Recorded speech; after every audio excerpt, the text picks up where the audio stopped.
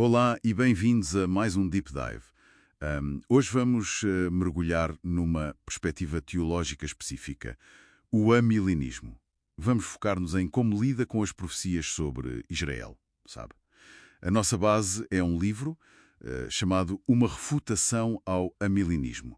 Exato. E a ideia é mesmo essa, descompactar os argumentos, os desafios que esta fonte levanta a essa visão. Sim, e só para dar um contexto rápido, não é? O amilenismo basicamente argumenta que não existe um reino literal de Cristo na Terra por 1000 anos depois da segunda vinda. Tenta interpretar muitas promessas feitas a Israel no Antigo Testamento de uma forma mais espiritual, cumpridas na Igreja ou numa realidade celestial futura. Ok. Então vamos lá pegar nisso. Um dos pontos fortes que a fonte logo apresenta tem a ver com as promessas a Abraão, a terra especificamente. Gênesis 15:17 falam de fronteiras concretas, de uma aliança perpétua. E a fonte pergunta bem como é que o amilenismo explica que Israel, na prática, nunca possuiu toda aquela terra. Pois é, uma boa questão. A fonte indica que teólogos amilenistas, como por exemplo Anthony Hoekema, tendem a espiritualizar essa promessa. Quer dizer, interpretam-na de forma não literal. Espiritualizar, como assim?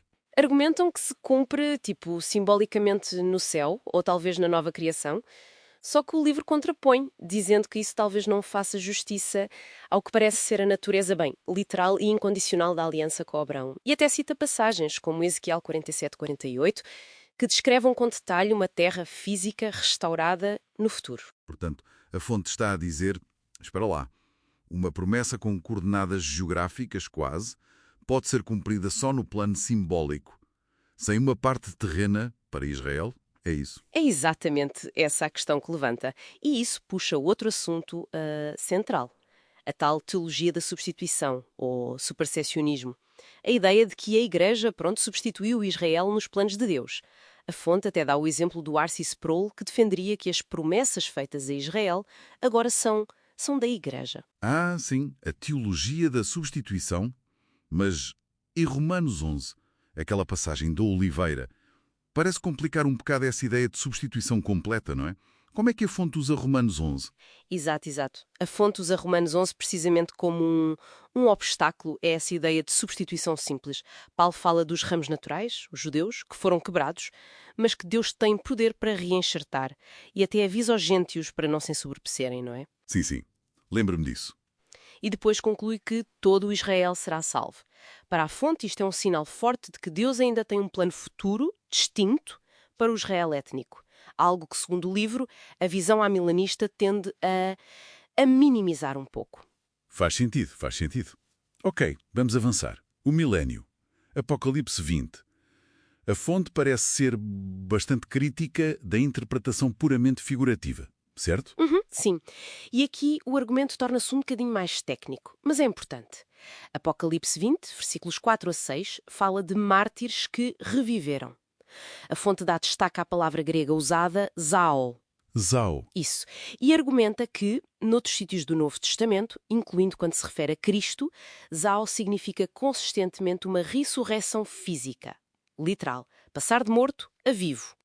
Ok. Então, a fonte pergunta: se é assim, como é que o amilenismo, e cito Kim Riddle-Barger como exemplo, interpreta isto como sendo um reino apenas espiritual que acontece agora, na era da Igreja, nos corações dos crentes? E como é que essa visão, pergunta a fonte, se encaixa nas descrições do Antigo Testamento, tipo Isaías 11, Zacarias 14, que falam de um reino messiânico aqui na Terra, visível, com paz, justiça? Pois, essa questão do significado de Zao parece um ponto linguístico, bem, desafiador, que a fonte levanta. E ligado a isto do milénio ser agora, a fonte toca noutra questão complicada. A prisão de Satanás. Ah, sim. Apocalipse 20 diz que Satanás é preso durante os 1000 anos para não enganar mais as nações.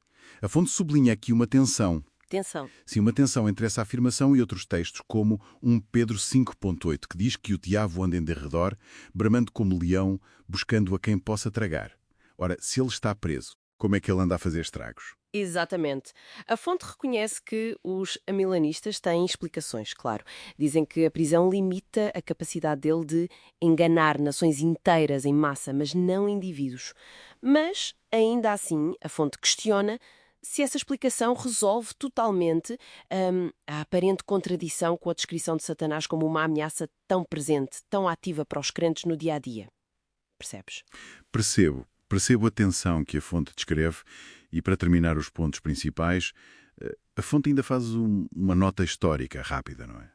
Sim, menciona que o próprio termo amilanismo é relativamente recente, talvez da década de 1930, e contrasta isso com o que considera serem as raízes mais antigas do pré-milanismo, a crença num reino literal futuro, citando figuras dos primeiros séculos da Igreja, como o Papias ou Justino Mártir. É mais uma nota sobre a história das ideias, digamos assim. Ok. Então, resumindo os desafios que esta fonte específica levanta ao milenarismo. Temos a questão da consistência na interpretação da Bíblia, hermenêutica, Uhum. a tensão entre interpretar de forma literal ou espiritual, e muito focada no cumprimento das promessas específicas feitas a Israel. Exatamente. E o fio condutor disto tudo, parece-me, que o livro quer sublinhar tem a ver com a fidelidade de Deus, a fidelidade às suas próprias palavras. Citam o Charles Ryrie, que alerta: interpretar as promessas de forma figurativa apenas porque elas envolvem Israel pode levar a uma abordagem inconsistente das Escrituras. A preocupação de fundo é a nossa confiança na clareza, na fiabilidade das promessas bíblicas no geral. O que nos deixa, talvez, com uma pergunta para refletir, não é? Qual é o verdadeiro impacto da forma como escolhemos ler certas partes da Escritura, a nossa abordagem hermenêutica, na nossa confiança global de que todas as promessas de Deus se vão cumprir exatamente como Ele quis?